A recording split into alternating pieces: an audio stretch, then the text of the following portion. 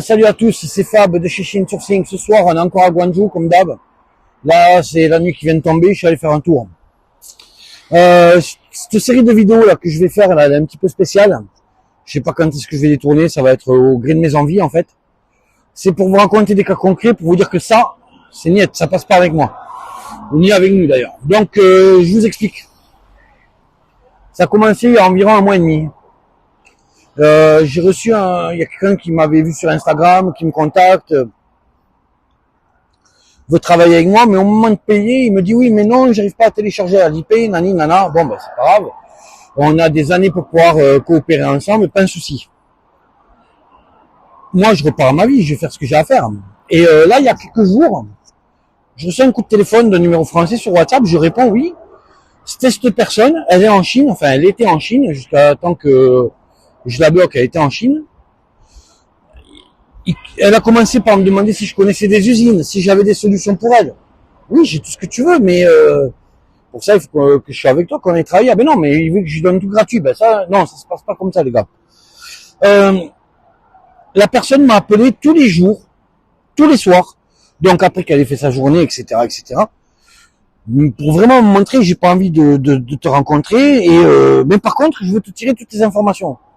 Ben non, ça se passe pas comme ça. La dernière fois où la personne m'a appelé, c'est parce qu'elle venait de donner, je sais plus combien d'acomptes à plusieurs fournisseurs, je sais pas quoi.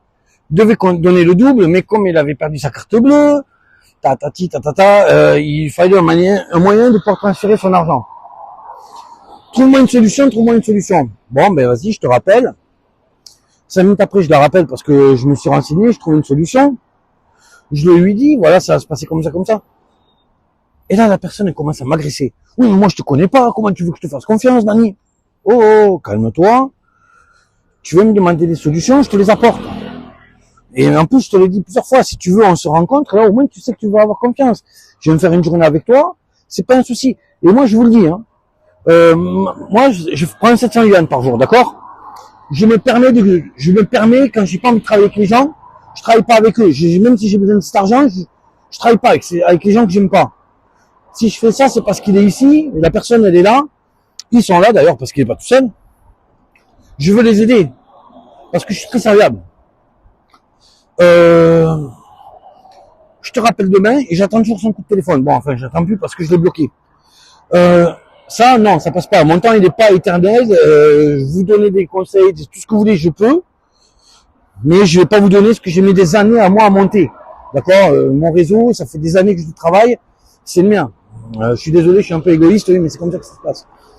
Là-dessus, qu'est-ce que je vais vous dire? Mettez-nous un like. Partagez la vidéo. Mettez-nous un commentaire. Et voilà, pour le premier cas concret, ça, non, je suis désolé, ça passe pas. Si on travaille ensemble, on travaille avec la confiance, ou on travaille pas ensemble. Vous pouvez aller chercher quelqu'un d'autre. Voilà.